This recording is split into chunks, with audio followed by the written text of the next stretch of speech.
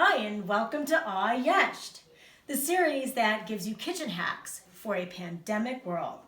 Today, we're going to make breakfast bowls. I've had a lot of requests about those, having posted breakfast bowls on my personal page, and we're going to do that today. It's a very simple meal, incredibly nutritious, and it gives you the opportunity to use some leftover items in your house if you wish.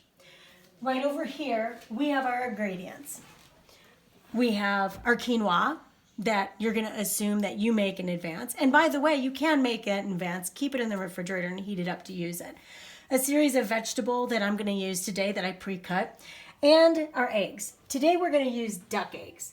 Hoping to demystify them a little, you'll notice that the yolks are very large, but they're incredibly delicious and wonderfully nutritious.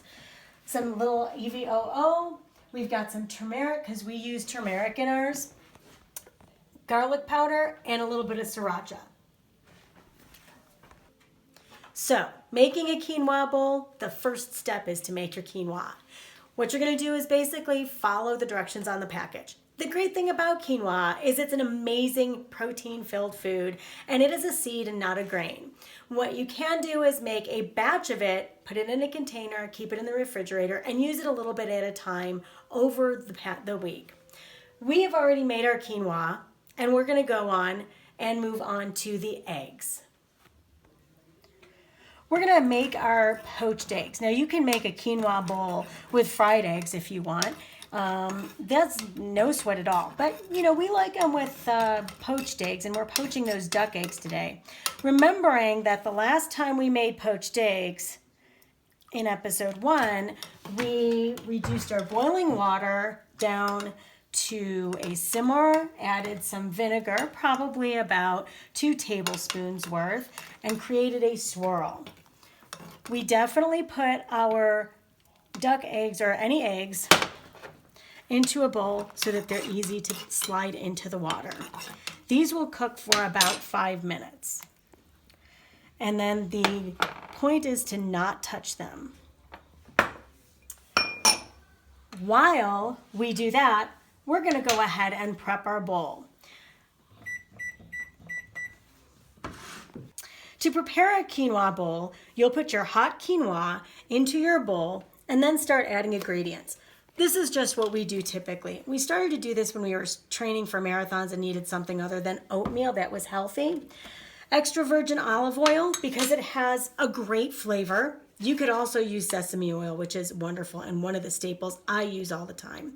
It also has some anti-inflammatory properties. Now, it's not a miracle worker. You will have to have it in your diet regularly for it to have any effect, and it may be a subtle effect. I just added a pinch of ground turmeric because, again, we like the flavor, but it also has some excellent anti-inflammatory properties.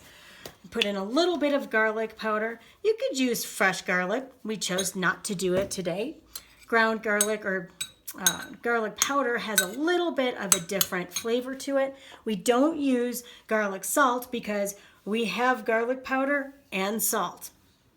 They're both the same, and we save ourselves some money that way. A little bit of salt, a little bit of pepper,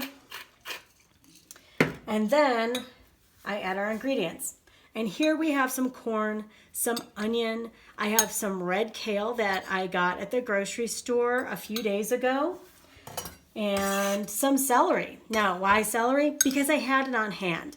And celery is very, very good for you. Very good. And, you know, sometimes we don't use it all that much. We'll use it for soups and maybe to dip with some blue cheese dressing or ranch dressing. And then we have a lot left over. There's no sweat in that going into your vegetable ends bag for stock, though.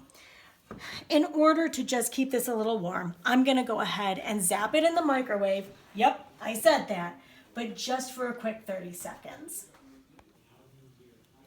So we're ready to take our eggs out of the water, and honestly, you just put them right there on top of your heated bowl. This is extremely healthy for you. These eggs, like usual, are a little bit more than your typical soft boiled because we like them a little bit differently.